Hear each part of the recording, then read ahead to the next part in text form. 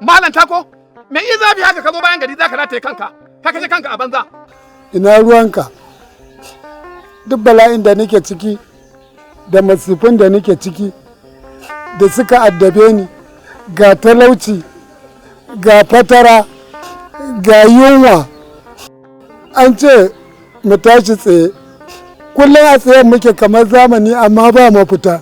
Haka su kuma masu madafan ikon duk sun dafe, ba wata gudunmuwa da suke bayarwa. Ba gara mutum ya tabo ya bar su, wala gara in kashe kaina.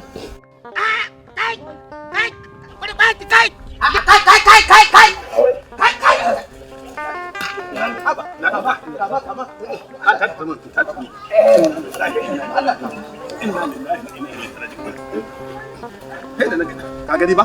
Kaga abin da ke gudu kenan ko? Zo na jikina.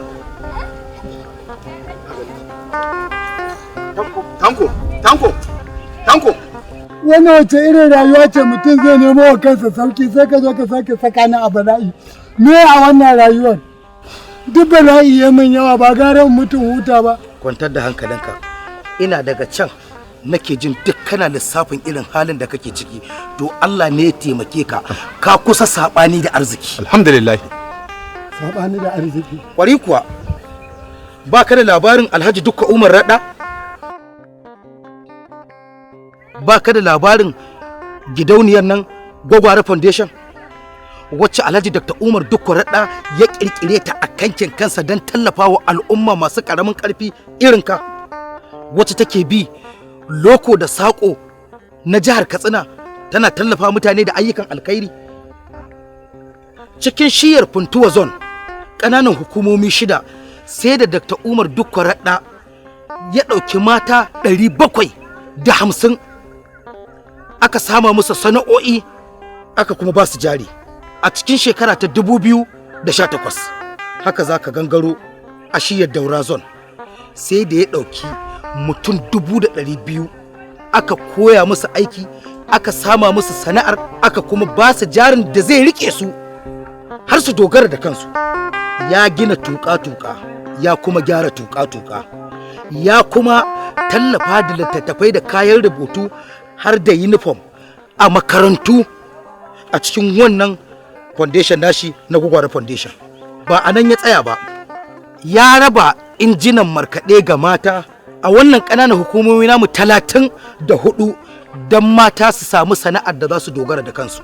Kai bari in gaya maka, ƙungiyar Gwagware Foundation wacce take ƙarƙashin Alhaji Dr. Dukka Umar Radda ba a nan ta tsaya ba, domin ku duk sallah zai raba kayan sallah da kayan abinci da kayan layya a cikin wannan foundation din nasa a jihar nan tamu ta Katsina.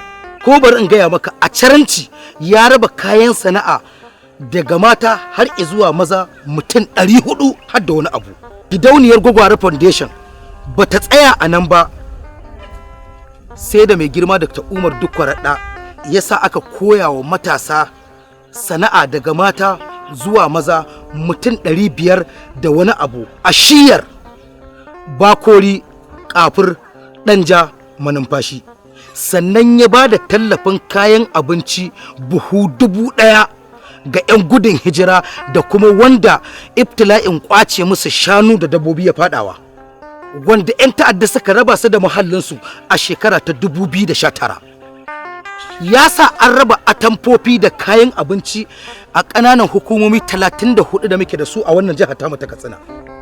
Kai Tanko, bari in gaya maka, ayyukan mai girma Alhaji Dr. Dukka Umar Radda ba nan suka tsaya ba.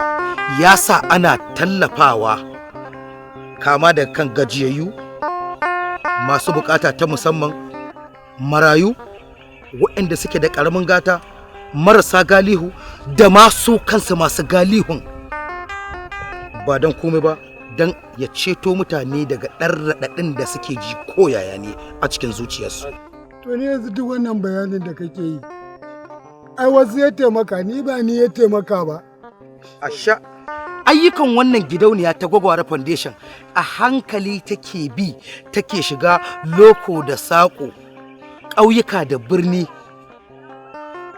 Ina so in sanar da kai cewar a gobe ne idan Allah ya kai mu za a shigo wannan yanki da kake ciki don tallafawa alƙarya ta wannan yanki, domin kuwa ni na ga babban yaransa Abdullahi Aliyu Ahmad General. Duk inda ka ga Abdullahi Aliyu Ahmad General ya keta ya shiga, to alkhairi ya bullo na wannan yankin. Mutane za su dangwali roman arzikin da Alhaji Dr. Dukkwar Umar Radda yake rabawa a wannan alƙarya tamu. Ganin idona na ga babban PE ya shigo.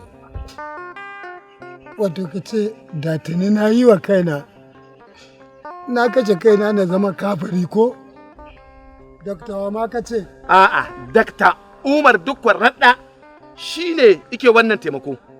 Yanzu zai cire min wannan raɗaɗi. Kwarai ma kuwa zai fitar da kai daga cikin wannan raɗaɗi. Shi Dakta Umar Dukkwar Radda ina amfani da ayar Qur'ani da hadisi.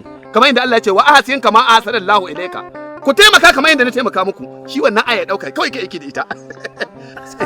Kuma bari in gaya maka, shi Dr. Umar Dukkwar Radda ba a nan ya tsaya ba. Sai gobe idan Allah ya kai mu, ka dafe tallafinka, shine zan samu bakin magana. Zan baka labarin cikakku gamsassu irin ayyukan alkhairin da ya shimfiɗa a ƙasa, wanda al'umma suke mora, wanda su kansa al'umma sun sani amma sun manta. Masu idan Allah. Masu idan Allah, mu kama shi mu je gida. Kama shi mu je gida yaya, kar kai kuka yaya. Allah ka ku. Allah ta ku. Dole abin da sosai. Wa? Abin da sosai.